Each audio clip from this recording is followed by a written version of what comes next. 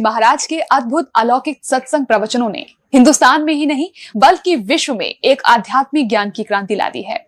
लाखों श्रद्धालुओं ने हमें इन सत्संगों के प्रसारण के लिए बधाई पत्र भेजे हैं। इसके साथ साथ कुछ श्रद्धालुओं ने कुछ शंकाएं भी हमारे को भेजी हैं। हमने उन सब श्रद्धालुओं की शंकाओं के निवारण के लिए संत रामपाल जी महाराज से भेंट की तथा महाराज जी से उन सभी शंकाओं का निवारण जाना, जिसकी जिज्ञासा हमारे दर्शकों में बनी हुई है। तो आइए अब जानते हैं परम पूज्य जगत गुरु तत्वदर्शी संत रामपाल जी महाराज से आपकी हर शंका का समाधान। महाराज जी, क्या श्री ब्रह्मा जी रजगुण, विष्णु जी सदगुण, शिव जी तमोगुण है? पुणात्माओं, रजगुण ब्रह्मा, सदगुण विष्णु, तमगुण शिव जी हैं। महाराज जी, इसका प्रमाण कहाँ है? पुणात्माओं, अब यहाँ ये सिद्ध करते हैं कि रजगुण क्या है, सदगुण क्या है, तमगुण क्या है। देखिएगा, ये मार्कंडेय पुराण है, अपने सदग्रंथों से हम सिद्ध करेंगे और ये गीता प्रेस गोरखपुर से प्रकाशित है। सचित्र मोटा टाइप, केवल हिंदी वही की वही उसी तरह। और इसके 123 पृष्ठ पर आपको ले चलते हैं। ये है 122 से शुरू करेंगे हम संक्षिप्त मार्कंडेय पुराण। यहाँ मार्कंडेय जी अपना ज्ञान बताते जा रहे। मार्कंडेय जी बोले, मुने अब हम 123 पे पढ़ रहे हैं, 123 पे। अब यहां मार्कंडेय जी बोले, मुने रजगुण प्रधान ब्रह्मा, तमोगुण प्रधान रुद्र और सत्व प्रधान विश्वपालक विष्णु, यही तीन देवता हैं और यही तीन गुण हैं। परमेश्वर ने 600 वर्ष पहले कहा था, गुण तीनों की भक्ति में ये भूल पड़ो संसारे, कह कबीर निज नाम बिना कैसे उतरो पार। तीन देव की जो करते भक्ति, उनकी को देना हो वह मुक्ति। सिद्ध होगा, रजगुण ब्रह्मा, सदगुण विष्णु और तमगुण शिव जी, यही तीन देवता और यही तीन गुण भी कहे जाते हैं। और कंसेप्ट क्लियर करते हैं, देखिएगा। यह है श्रीमद देवी भागवत, इसमें संस्कृत भी साथ है। यह है अथ देवी भागवतम सभाष टीकम से माध्यम खेम राशि कृष्ण दास प्रकाशन मुंबई 4। इसके हम आपको तीसरे सकंद में ले चलते हैं। ये देखिएगा, श्रीमद देवी भागवते भाषा टीका युक्ते तृतीय सकंद है प्रारंभते। यह देखना, इसके ये प्रश्न नंबर 11 पे तीसरे सकंद में और अध्याय नंबर 5 का हम श्लोक नंबर 8वां पढ़ेंगे। 7वां समाप्त होता है। हे माता, शंकर भगवान कह रहे, हे माता, यदि हमारे ऊपर सदा आप दयायुक्त हो तो हमको तमोगुण में किस प्रकार प्रदान किया, ब्रह्मा रजोगुण और हरि सतगुण युक्त किए, क्यों किए? अब संस्कृत भी देखेंगे। ये संस्कृत है। ये 7वां श्लोक समाप्त हुआ, 8वां प्रारंभ हुआ। यदि दया धर्मना नसदाम्बिके कथम अहम विहित, मैं क्यों बना दिया, क्यों उत्पन्न कर दिया तमोगुण। और कमल जय, कमल से उत्पन्न होने वाले ब्रह्मा जी को रजोगुण संभाव, रजोगुण क्यों उत्पन्न कर दिया।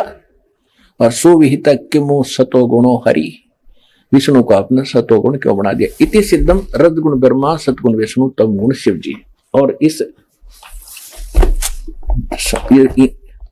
गीता प्रेस गोरखपुर से प्रकाशित श्री देवी भागवत के तीसरे सकंद से और क्लियर कर देते हैं। सुचित्र मोटा टाइप,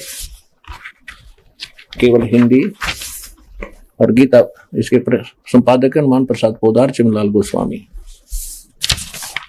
और ये यहां से प्रकाशित है। इसके तीसरे सकंद पर आपको थोड़ा सा पढ़ाते हैं।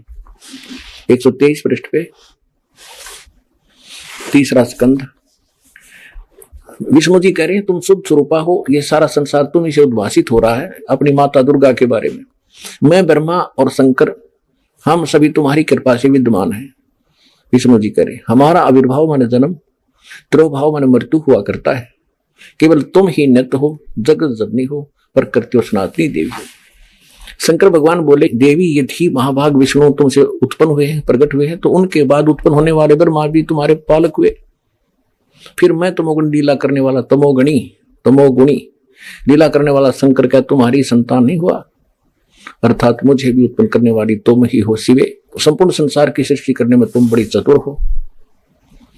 इस संसार की सृष्टि, स्थिति और संहार में तुम्हारे गुण सदा समर्थ हैं। उन्हीं तीनों गुणों से उत्पन्न हम ब्रह्मा, विष्णु एवं शंकर, रजगुण ब्रह्मा, सदगुण विष्णु, तमगुण शिव जी नियमानुसार कार्य में तत्पर रहते हैं। देवी भागवत के इस चंद पंक्तियों ने 4 कंसेप्ट क्लियर कर दिए। ब्रह्मा विष्णु महेश नासवान है, प्रकृति दुर्गा को कहते हैं, और ये तीनों इसके पुत्र हैं। रजगुण ब्रह्मा, सतगुण विष्णु, तमगुण शिव जी हैं। और ये भी स्पष्ट कर दिया कि हम केवल जो हमें आदेश होता है नियमित ही काम कर सकते हैं, हम किसी का संस्कार घटा बढ़ा नहीं सकते। और ये सिद्ध हो गया रजगुण ब्रह्मा है, सतगुण विष्णु, तमगुण शिव जी। महाराज जी, गीता अध्याय नंबर 7 के श्लोक 12 से 15 में तीनों गुणों के उपासकों को राक्षस स्वभाव को धारण किए हुए मनुष्य में नीच कहा गया है। इसका क्या अभिप्राय है? पुण्यात्माओं, 7वें अध्याय के 4 मंत्र पढ़ेंगे 12 से 15। अब देखिए, ये तो सिद्ध हो गया रजगुण ब्रह्मा, सतगुण विष्णु, तमगुण शिव जी, नथिंग एल्स। ये देखिएगा, श्रीमद् भगवद गीता अध्याय नंबर 7 का और श्लोक नंबर 12।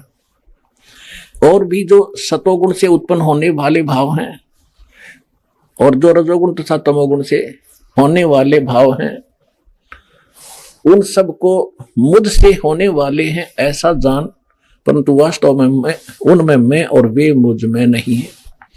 अब यहां इसने क्या कहा है कि रजगुण ब्रह्मा से, सतगुण विष्णु से, तमगुण शिव जी से जो कुछ भी हो रहा है, रजगुण ब्रह्मा से उत्पत्ति, क्योंकि रजगुण ब्रह्मा जी के अंदर एक ऐसा गुण भर दिया इसने, जीव के बस की बात नहीं, उसके प्रभाव से उत्पत्ति, संतान उत्पत्ति करेगा ही करेगा। और विष्णु जी में सतोगुण ऐसा भर दिया, सब एक दूसरे मुंह ममता जकड़े रहेंगे, यहां फंसे रहे। और तमोगुण का अपने बेरा शंकर जी के काम करे, ये सब न मार के अपने पिता के पास भेज देता है।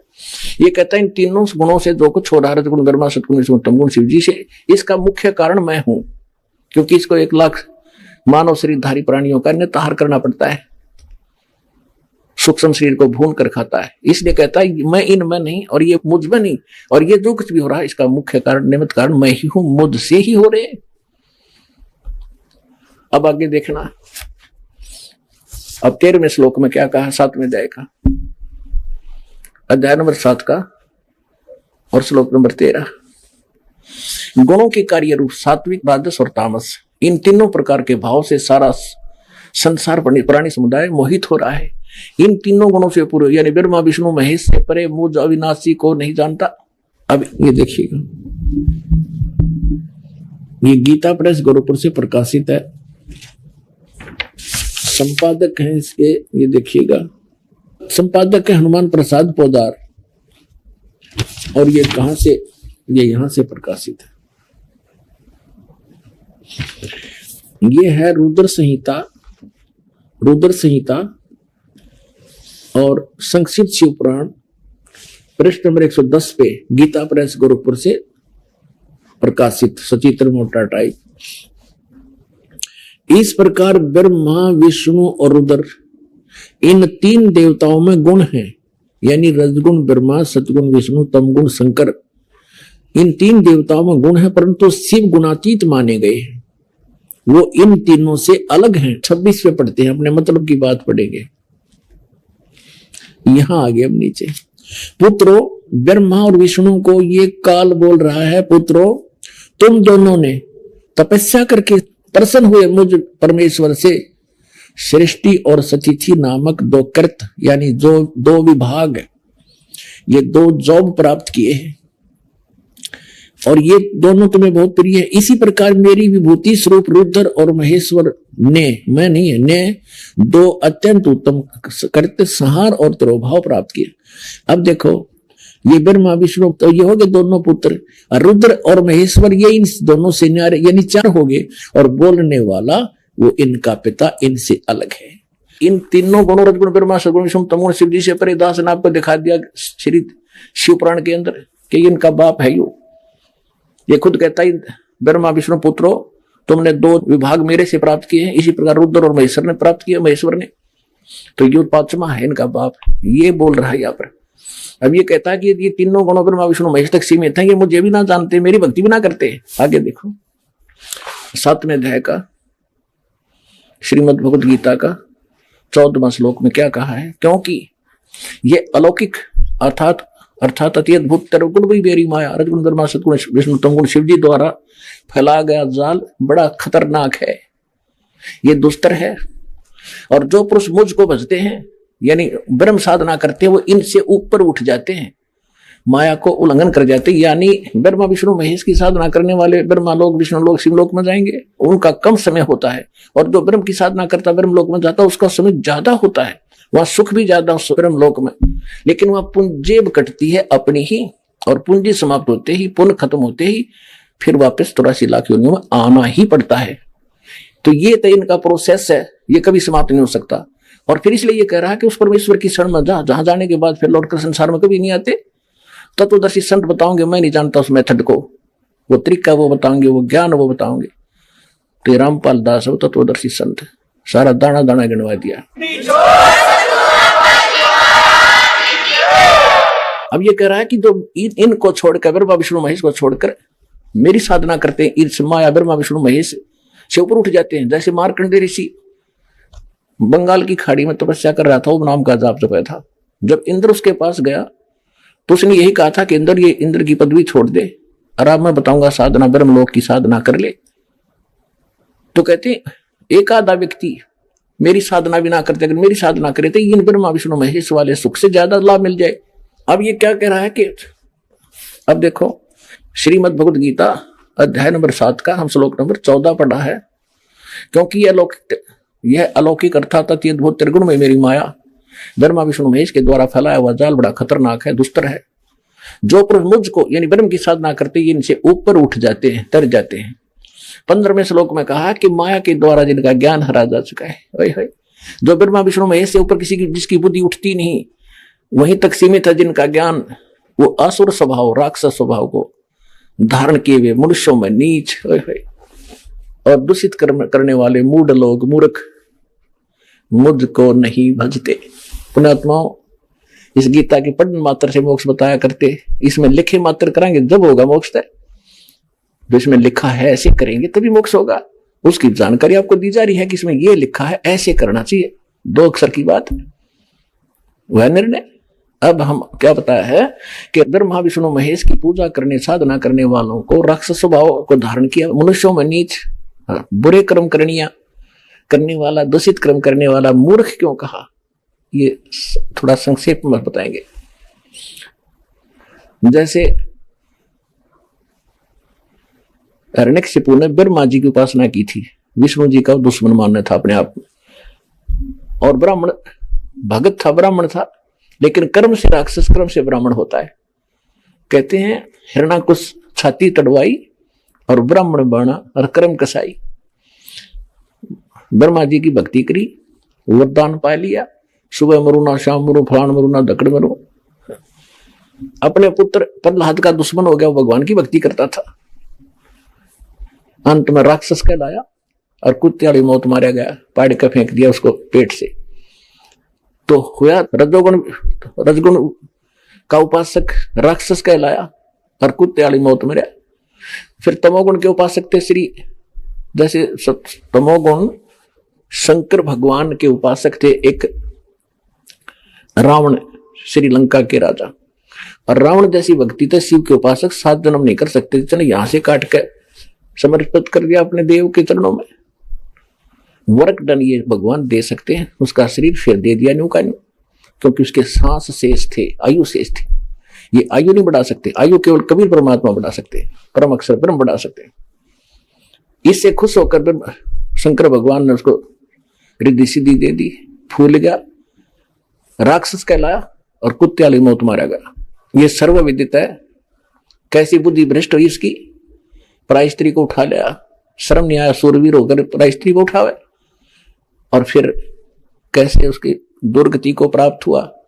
तो राक्षस था, 100 जोटियां का मांस खा जाया करता, 100 दारू के मटके, शराब के मटके पिया करता, खाक था फिर वो।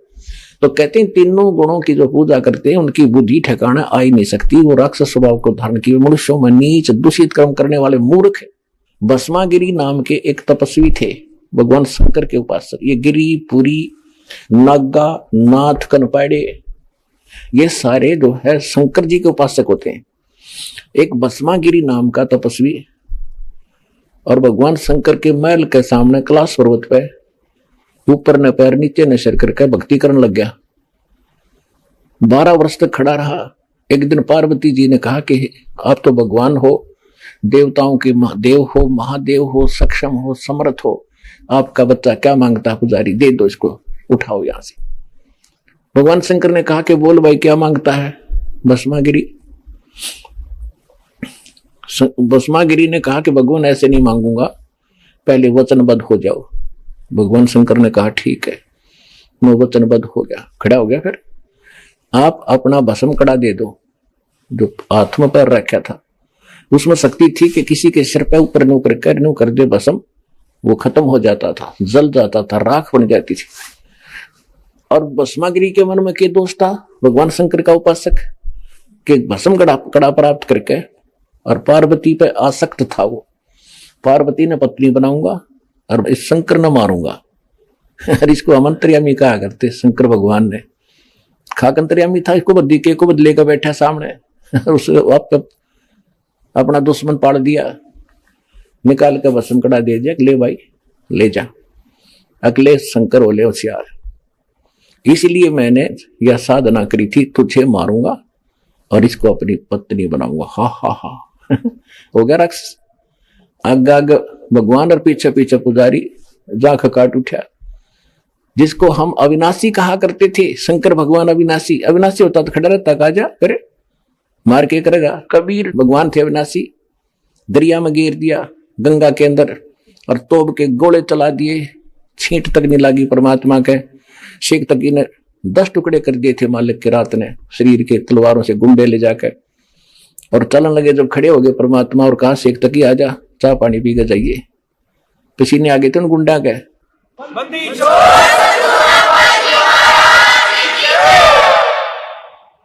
तो शंकर भगवान आगे आगे और उसका पुजारी पीछे पीछे, जा खखाट उठा, टैर बाजता था शंकर भगवान का।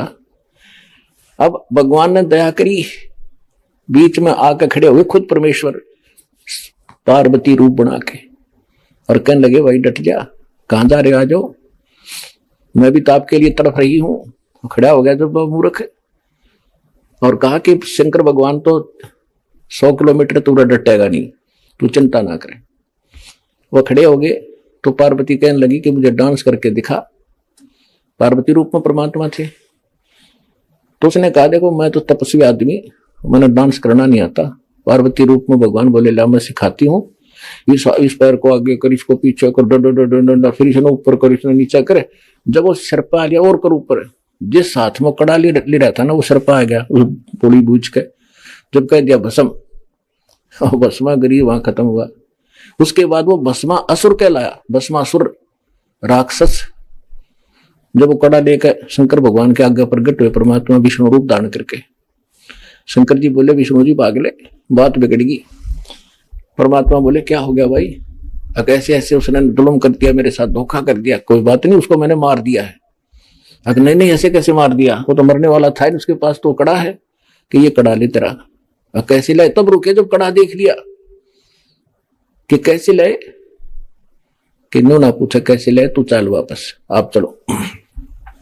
जब उस भस्मागिरी की राख देख ली ना, जब शंकर भगवान के दिल की वो पल्स ठीक हुए और धड़कन ठीक हुई, तो पुणात्मा हम कहां डरे डुआ रखे थे मूर्खा न मारे। और परमात्मा कहा करते 3 देव की तो करते भक्ति, उनकी कते ना हो भक्ति। अब विष्णु भगवान की और कथा सुना दूं। एक बार कुंभ का पर्व हुआ हर की पैड़ी हरिद्वार में, और जहां ये कुंभ का पर्व होता है, इनकी दंत कथा, लोक वेद, मनमाना आचरण है वैसे तो ये सारे के सारे अपने अपने ग्रुप में इकट्ठे हो जाते हैं। पूरी अलग, गिरी अलग, नागा नारे, वैष्णव अलग से, नाथ नारे, कनपाड़े अलग से। तो ऐसे ही उस दिन नागा अपने ग्रुप में, विष्णु अपने, वैष्णव अपने, विष्णु के उपासक वैष्णव कहलाते। और सभी जिस दिन वो पर भी लगनी थी, स्नान करना था, सबसे पहले नागा पहुंच गए हर की पैड़ियों पे, 10-15 हजार थे। पीछे से वैष्णु साधु का ग्रुप आ गया, विष्णु जी के उपासक सतोगुण के। उन्होंने नागाओं से कहा कि नागाओं, जो शिव के उपासक थे तमोगुण के, कि तुम पहले स्नान नहीं करोगे, हम सर्वश्रेष्ठ हैं, विष्णु जी के उपासक हैं, हम प्रथम स्नान करेंगे। नागा कहने लगे नहीं, हम सर्वश्रेष्ठ हैं, हम त्यागी और बैरागी, हम वस्त्र भी नहीं रखते तन पे, हम प्रथम स्नान करेंगे। तो वैष्णव साधुओं ने अपशब्द बोल दिए उनको कि तुम काहे के श्रेष्ठ हो, पशु की तरह नंगे फिरते हो, टट्टी के हाथ भी नहीं धोते, शर्ट फेड़ो, राख लपेटे रहते हो शरीर के ऊपर, आज तुम स्नान करने वाले होगे, प्रथम हम स्नान करेंगे। इसी बात पर उनका झगड़ा हो गया, कत्लेआम कर डाला उन्हें। 25,000 वो शिव ये त्रिगुण उपासक, ये ब्रह्मा विष्णु महेश के उपासक कट कर मर गए, कत्लेआम कर दिया 25,000। गंगा का पानी लाल कर दिया, वहां 100 बहा दी। तो सूक्ष्म वेद में कहा कि तीर तुपक तलवार कटारी, तीर तुपक तलवार कटारी, ये दर दर जोर बधावे हैं और हर पैड़ी हर हेत ना जाना, वहां जाते एक जलावे हैं। देखो कहते हर की पैड़ी कहो, भगवान का घाट स्थान बताते हो, और भगवान के घाट पे तुमने कत्लेआम कर दिया। तुम अकल है तुम्हारे अंदर? हर पैड़ी हर हेत नहीं जाना, भगवान में प्रेम नहीं तुम्हारा, और वहां जा तेग चलावे हैं और काटे शीश नहीं दिल करुणा, करुणा माने दया दुष्टों के, और ये जग में साधकवावे हैं। और जो जन इनके दर्शन भी करने जावे उन भी ये पाठ पढ़ावे हैं, उनको भी नरक पठावे। तो पुण्यात्मा, इसलिए गीता अध्याय नंबर 7 के श्लोक नंबर 12 से लेकर 15 में कहा कि इन तीनों गुणों की जो पूजा करते हैं, ये राक्षस स्वभाव को धारण किए वे मनुष्यों में नीच दूषित कर्म करने वाले मूर्ख कहलाए हैं। 4 गाली इकट्ठी दे रखी गीता जी में। और वहां इतना चौड़ा रास्ता था हर की पैड़ी पे, और बैठ कर एक देखो, हम वैसे स्वाभाविक व्यक्ति भी कहीं स्नान कर रहा हो और कोई व्यक्ति आजा पाछे तक, मैं भी नहा लो, आ जाओ आप भी नहा लो। आम आदमी से गिरा हुआ चरित्र इन लोगों का, और इनको साधु संत कहते हैं। तो इन तीनों गुणों के उपासक कहते राक्षस स्वभाव को धारण किए मनुष्यों में नीच दूषित कर्म करने वाले मूर्ख। तो इस प्रकार इनको 4 उपमा दी है। और पुण्यात्मा थारा तो भाग जा गया, अपना कल्याण करवा।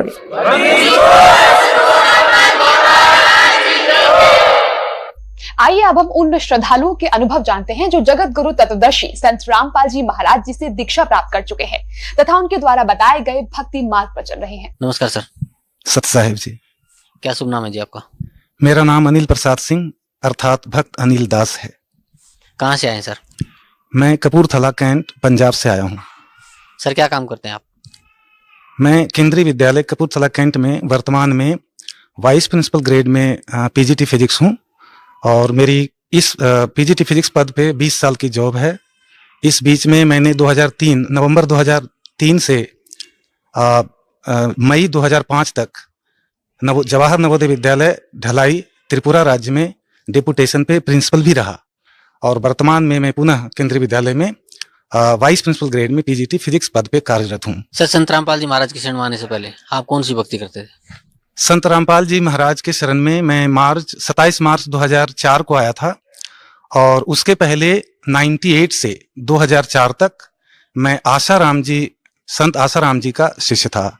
और उन्होंने जो दीक्षा दी थी तो पूरे पंडाल में माइक पे 5-7 मंत्र बोलते थे। ओम नमः शिवाय, ओम नमः भगवते वासुदेवाय, हरिओम, हरिओम तत्सत, ओम ऐम नमः, ऐसे गायत्री मंत्र भी, ओम भूर्भुवः स्वः तत्सवितुर्वरेण्यं भर्गो देवस्य, ऐसे जो पूरा मंत्र है ऐसे और 5-7 मंत्र बोल देते थे। और वो कहते थे कि इनमें से आपको जो मंत्र अच्छा लगता है, जो आपके इष्ट देव हैं, वो मंत्र चुन लीजिए। तो उसके पहले मैं शिव जी को मानता था कि वही सर्वशक्तिमान भगवान है, मुझे कुछ ज्ञान था ही नहीं। तो मैंने ओम नमः शिवाय मंत्र चुन लिया था, और मुझे ओम नमः शिवाय मंत्र सेलेक्ट कर लिया, तो मेरा वही मंत्र हो गया। और बाद में उसके बाद एक मंत्र वो और देते थे, सोहम, और वो जाप करने की विधि वो बताते थे कि सांस बाहर जाए तो सो, और सांस अंदर आवे तो अहम बोलना है। और इसका वो लाभ ये बताते थे कि इस मंत्र के जाप करने से परमात्मा प्राप्ति जल्दी हो जाती है, शीघ्रता से हो जाती है। तो मुझे ये समझ में नहीं आता था कि जो ओम नमः शिवाय मंत्र जाप रहे हैं, शिव जी हमारे इष्ट हैं, तो फिर दूसरे मंत्र से शीघ्रता से क्यों आ जाती है? तो चूंकि बुद्धि नहीं थी तो मैं इस पे साइलेंट था। लेकिन ऐसे जो भक्ति बताते थे वो करता था। साथ में वो मौन मंदिर बना रखे हैं अपने आश्रमों में। तो मैं उस समय मैं राजस्थान में था, कांकरोली जिला में। तो वहां पे एक आश्रम था उनका, तो उस आश्रम में जाके मैं मौन भी धारण करता, 24 घंटे का, 1 सप्ताह का ऐसे। और उसके बाद वो 24 एकादशी का व्रत भी बताते थे, और जितने भी 4 रात्रि जागरण होते हैं, जन्माष्टमी या कृष्णाष्टमी, रामनवमी, और इस तरह से और जो 4 बताते थे वो सारा करता था। साथ में जो गणेश पूजा आ जाता था तो वो भी करते थे, नवरात्रि का पाठ भी करते थे, और जो कन्याएं होती थी छोटी छोटी अविवाहित तो उनकी पूजा भी वो बताते थे, वो सारे करता था। इन सभी क्रियाओं को उसके बाद वो जितने भी उनके आश्रम से पुस्तक निकलती थी, जितनी भी कैसेट्स निकलती थी, वो सबको मैं ध्यान से सुनता था, सारे पुस्तकों को मैं ध्यान से पढ़ता था, ताकि कोई भी नई चीज आ जाए तो मैं इनको क्रियान्वित करूं। वो बताते थे चतुर्मास में जमीन पे नहीं सोना चाहिए, पलंग पे नहीं सोना चाहिए, जमीन पे सोना चाहिए, तो मैं जमीन पे सोता था। काले कपड़े नहीं पहनना चाहिए चतुर्मास में, तो मैंने काले कपड़े छोड़ दी। फिर वो तिल और वो आमले के पानी से नहाना चाहिए, मेरे बाल्टी भी खराब हो गए, मैं वो भी नहाया। लेकिन इन सभी क्रियाओं को करते करते मुझे कोई भी आध्यात्मिक लाभ तो बहुत दूर की कौड़ी थी, मुझे कोई शारीरिक में जो शरीर में कष्ट और शुरू हो गया और लाभ कुछ भी नहीं हुआ। जैसे मेरे घुटने में दर्द शुरू हो गए, मुझे सर्वाइकल हो गया, मुझे डिस्क की प्रॉब्लम हो गई, और सबसे बड़ी बात जो मेरे पेट काफी खराब रहता था, इंडाइजेशन की प्रॉब्लम रहती थी। मैं उनका इतना भक्ति भी करता था, सुबह शाम, और सारे मंत्र जाप करना, सब कुछ करना, और मैं 1,000-1,500 रुपये महीने की आयुर्वेदिक दवाइयां खाता था, और फिर भी मुझे कोई राहत नहीं होती थी। और चूंकि ज्ञान नहीं था तो मुझे उनकी भक्ति से कोई शिकायत भी नहीं थी। और इसके अलावा उन्होंने कहा एक बार कि जोग वशिष्ठ महारामायण पढ़ना चाहिए, तो मैंने वो पुस्तक ला करके पूरी पढ़ ली। अटबट क्या लिखा था मुझे उसकी कुछ समझ में तो आता नहीं था, लेकिन चूंकि गुरु ने कहा था मैं पढ़ता ही रहता था। उसमें एक चीज मैंने जरूर पढ़ा था कि भगवान राम के जो, वो मुझे याद है, भगवान राम के जो गुरु थे वशिष्ठ जी, वो जब नगरों में निकलते थे तो गांव के जो प्रजा लोग होते थे वो उनको गालियां निकालते थे, उनसे बदसलूकियां करते थे। तो मुझे इतना लगता है कि जो सच्चे संत होते हैं, जो भी होते हैं, तो समाज को लोग उनसे घृणा करते ही हैं। उनसे जुड़े हुए मेरे में एक ये तड़प जाग गई उनसे जुड़ने के बाद, कि जैसे वो कहते थे कि संत अगर डांट दें, कुछ गुस्सा करें, तो भी उनसे वो समझना चाहिए हमारा सौभाग्य है। तो ऐसे भक्त के कुछ लक्षण तो मेरे में जरूर आ गए थे। वो कहते थे दूसरे संतों की वो सत्संग नहीं सुनना, लेकिन मेरे अंदर वो ऐसी तीव्र जिज्ञासा थी कि हम जहां भी रहते थे, आसपास में किसी भी संत का सत्संग होता था, मैं सुनता ही था। वहां से उनकी सीडी लाना, कैसेट लाना, सारी बुक्स लाना, कि कोई भी अच्छी चीज मिल जाए, अच्छी क्रिया मिल जाए, तो मैं उसको करना चाहता था। आसाराम जी बहुत सारे कैसेट निकालते थे, बहुत भयावह, जैसे मौत की मौत, उसको मैं रात को 10-11 बजे कैसेट को अंधेरे एक कमरे में लगा के सुनता रहता था, ताकि मुझे परमात्मा मिल जाए। और दूसरे संतों के भी सत्संग में भी जाता रहता था। तो मैं उनसे, संत बताते थे कि अनन्य भक्ति से परमात्मा की प्राप्ति होती है। तो फिर मैं सोचता था कि हमें मंत्र शिव जी का दिया गया है, ओम नमः शिवाय, शिव जी हमारे इष्ट हैं, लेकिन हमें रामनवमी भी मनाने को कहा जाता है, हमें विजयादशमी भी मनाने को कहा जाता है, हमें दुर्गा की पूजा भी करने को कहा जाता है, हमें हनुमान जयंती भी मनवाया जाता है, माने सारी देवी देवताओं की, और श्राद्ध भी निकलवाया जाता है। तो फिर ये अनंत भक्ति कैसे हुआ? तो फिर हमें परमात्मा मिलेंगे नहीं। तो मैं किसी संत से पूछ दिया, एक हिसार में बहुत सारे संत आया करते थे, तो मुझे वो समझाया करते थे कि जैसे आप शिव जी के को अपना इष्ट मानते हो, तो अगर भगवान राम के मंदिर में जाओ तो आप ये मानो कि ये राम नहीं है, ये शिव हैं, तो आपकी भक्ति अनंत होगी। लेकिन मुझे ये नहीं समझ में आया ही नहीं, मैं संतुष्टि मुझे नहीं हुई कि राम की मूर्ति और शिव कैसे हो सकते हैं। तो फिर ये मुझे संतुष्टि नहीं होती। फिर ये सत्संग में जो सभी संतों के पास में जाता था तो वो बताते थे कि ब्रह्मा विष्णु महेश त्रिदेव हैं, और परमात्मा के भी जिक्र करते थे कि परमात्मा हमारे रक्षक हैं, सब सृष्टि रचनहार हैं, परमात्मा कोई और है। तो मैं उनसे सवाल करता था कि जब ब्रह्मा विष्णु महेश अगर देव की संज्ञा में आते हैं तो परमात्मा कौन है? तो ये संत हमें बताते थे कि फिर तो आपको उपनिषद का ज्ञान देना पड़ेगा।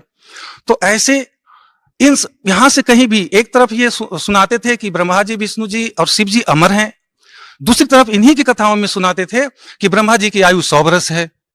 तो मेरी समझ में नहीं आता था कि जब ये अमर हैं तो फिर इनकी आयु 100 वर्ष ही है, तो 100 वर्ष तो फिर ये अमर कैसे हुए? फिर मैं, चूंकि मैं शास्त्रों को भी पढ़ता था, मैंने शिव पुराण और ये विष्णु पुराण, ब्रह्मा पुराण, ये सब पढ़ा। तो शिव पुराण में शुरू में पढ़ता था, तो उसमें ये मैंने पढ़ा, मुझे ये समझ में आता था बंदी छोड़ सतगुरु रामपाल जी के शरण में आने से पहले कि ब्रह्मा और विष्णु की उत्पत्ति शिव से हुई। शिव पुराण पढ़ने में हमने ये समझ में आया।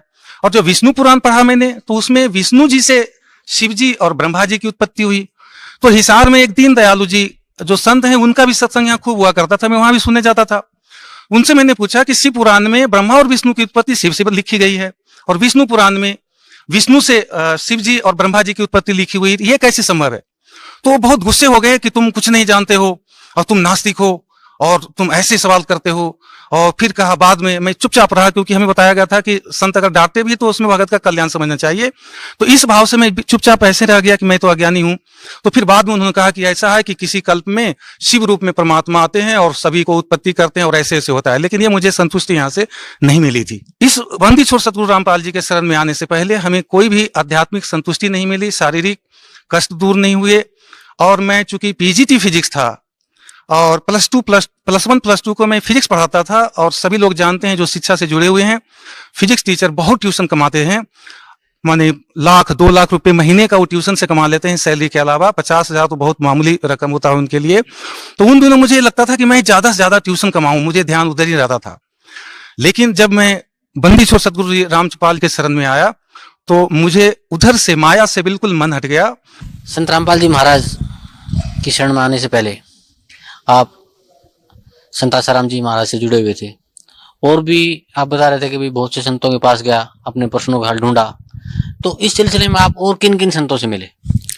इस सिलसिले में मैं, एक नाम तो मुझे याद नहीं है, आर्य समाज के एक से जुड़े हुए एक संत थे, तो उनका मैंने एक सत्संग सुना था कि राम जो जपते हैं तो जब प्रलय होता है तो राम में 2 अक्षर हैं, रा और म, नष्ट हो जाता है ये। लेकिन जो ओम अक्षर है वो अविनाशी है, और ओम की साधना करने से उसका मोक्ष होता है, वो जन्म मृत्यु से रहित होता है। तो इस बीच में अवधेशानंद जी का भी सत्संग हिसार में बार बार हुआ करता था। उन दिनों में 2004 से पहले तक, उस तक मैं हिसार में मेरी पोस्टिंग थी। 2003 के जनवरी, फरवरी या मार्च में हमने, चूंकि उन दिनों जब मैं उनसे जुड़ा हुआ था तो सभी संतों का सत्संग भी सुनता था, और टीवी चैनल पे जितने भी संतों के सत्संग आते थे, जितना मुझे समय मिलता था मैं खूब सुनता रहता था। और किसी दिन छुट्टी होती थी तो लाइव सत्संग जो संतों के आते थे वो मैं बैठ जाता था। एक दिन शाम को मैं चैनल को छेड़ते छेड़ते मैं ऐसे चैनल लग गया जो बंदी छोड़ सतगुरु रामपाल जी महाराज जी का उस पर सत्संग आ रहा था।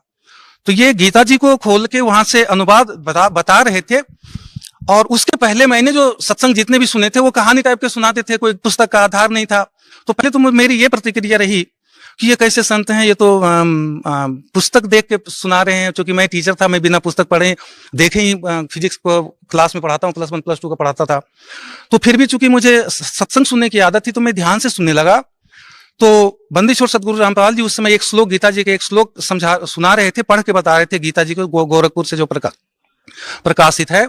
और उसमें ये बता रहे थे, वो पढ़ के सुना रहे थे कि रजगुण, तमगुण और सतगुण प्रकृति से उत्पन्न तीनों गुण जीवात्मा को शरीर में बांधते हैं, अर्थात उनको बंधन में रखते हैं, मोक्ष मुक्त नहीं होने देते। फिर उन्होंने दैवी भागवत पुराण निकाल के उन्होंने पेज नंबर 123 पे उन्होंने बताया कि वो रजगुण, तमगुण, सतगुण, ये जो रजगुण ब्रह्मा जी हैं और तमोगुण शिव जी हैं और सतगुण विष्णु जी हैं।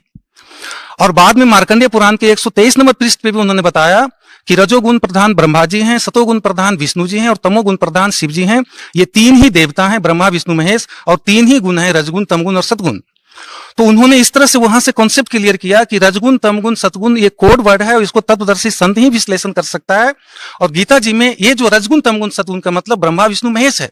तो मुझे बहुत उत्सुकता हुई, मैं टीचर भी था, मैं फिजिक्स का टीचर हूं, कि आगे और क्या बताएंगे, ये ज्ञान हमने पहले कभी सुना नहीं था।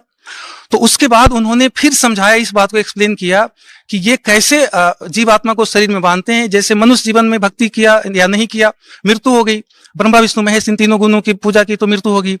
तो चूंकि ये शास्त्रानुकूल भक्ति नहीं है, तो इनकी मृत्यु होने के बाद अगर मान लो मेरे पिछले पुण्य ज्यादा है तो फिर मनुष्य जीवन मिल जाएगा।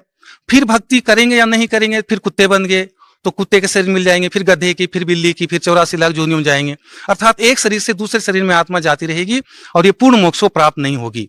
और उन्होंने एक श्लोक और बताया था कि ब्रह्मा भी, उसमें जो श्लोक गीता जी अध्याय नंबर 7 के मंत्र 12 से 15 तक में विश्लेषण कर रहे थे कि माया के द्वारा जिनका ज्ञान हरा जा चुका है, मनुष्यों में नीच मूर्ख लोग, दुष्कृति न दुष्कर्म करने वाले लोग मुझको भी नहीं भजते। तो उनको माया मतलब त्रिगुण माया होती है, रजगुण, तमगुण, सदगुण। तो गुरु जी ने विश्लेषण कर रहे थे कि जो ये तीनों देव की भक्ति करते हैं वो उस गीता ज्ञानदाता भगवान की भी भक्ति नहीं करते हैं। सर, संत रामपाल जी महाराज के शरण में कैसे आए?